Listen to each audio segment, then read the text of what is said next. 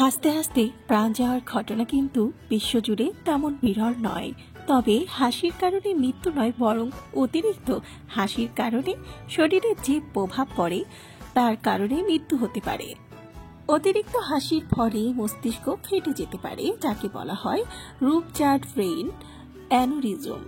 মস্তিষ্কের ধমনী এবং শিরাগুলি ছিঁড়ে যেতে পারে এক্ষেত্রে। ফলে ইন্টারনাল ব্লিডিং শুরু হয় মস্তিষ্কে। তৎক্ষণাৎ মস্তিষ্ক আর কাজ করে না।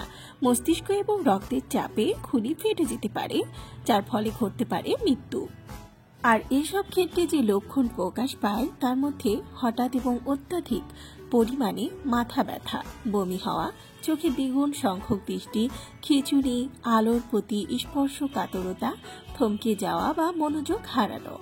তাছাড়াও অতিরিক্ত হাসলে শারীরিক অনেক জটিলতা দেখা দিতে পারে, যেমন অতিরিক্ত হাসির কারণে হাঁপানি হতে পারে।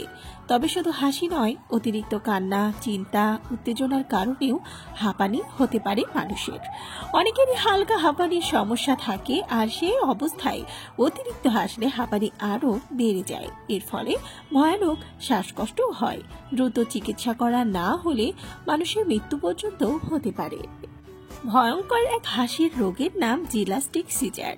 সদ্য সিজার হয়েছে এমন রোগীর মধ্যে এই সমস্যা দেখা দেয় বেশি। এক্ষেত্রে অকারণে অস্বাভাবিক শব্দ করে হাসতে থাকে রোগী। সেই হাসি আনন্দের থেকে অনেক বেশি কষ্টের। জিলাস্টিক সিজারে আক্রান্ত রোগীরা টানা 1 মিনিট পর্যন্ত হাসতে পারে। হাসির ওপর তাদের নিয়ন্ত্রণ থাকে না। হাসি থামলে শরীরে ভয়ানক কষ্ট হয়। ব্রেন টিউমারের কারণেও জিলাস্টিক সিজারে আক্রান্তের সম্ভাবনা থাকে। অতিরিক্ত হাসির কারণে শরীরে অক্সিজেনের পরিমাণ কমে যায়, যার ফলে শ্বাসরোধ হয়ে মৃত্যু হতে পারে অনেকের। অতিরিক্ত হাসলে শ্বাসকষ্ট হবে, তবে তা সামনে নিলে বেঁচে যাবেন। অন্যদিকে তা মাত্রা ছাড়িয়ে গেলেই বিপদ। এই ধরনের মৃত্যু সাধারণত লাফিং গ্যাস বা নাইট্রাস অক্সাইডের ওভারডোজের কারণেই হয়। হাসতে হাসতে আবার অনেকে অজ্ঞানও হয়ে যায়। ঠিক যেমন কাঁদতে কাঁদতে অনেকে অজ্ঞান হয়ে পড়ে। সাময়িকভাবে এমন জ্ঞান হারানোকে বলা হয় সিনকোপ। মস্তিষ্কে রক্ত চলাচল স্বাভাবিক না হলে এই সমস্যাটি দেখা দেয়। সাধারণত লো ব্লাড প্রেশার যাদের, তাদের ক্ষেত্রে সিনকোপ বেশি দেখা যায়।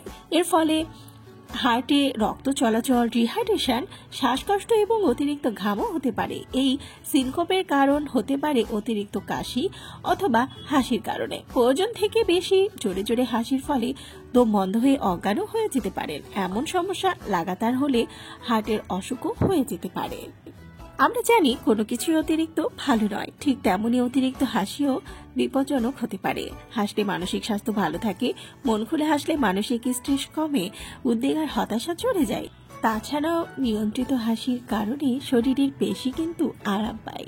হাসলে শরীরের অক্সিজেনের সরবরাহ বাড়ে, যা হার্ট আর ফুসফুসের পক্ষে ভালো। সেই সাথে হাসলে মনের নেতিবাচক ধারণাও চলে যায়। শরীরের রোগ প্রতিরোধ ক্ষমতা বাড়ে মন খুলে হাসলে। তবে হার্ট, মস্তিষ্ক বা শ্বাসকষ্টের কোনো সমস্যা থাকলে অতিরিক্ত বা দম বন্ধ করা হাসি থেকে অবশ্যই বিরত থাকতে হবে।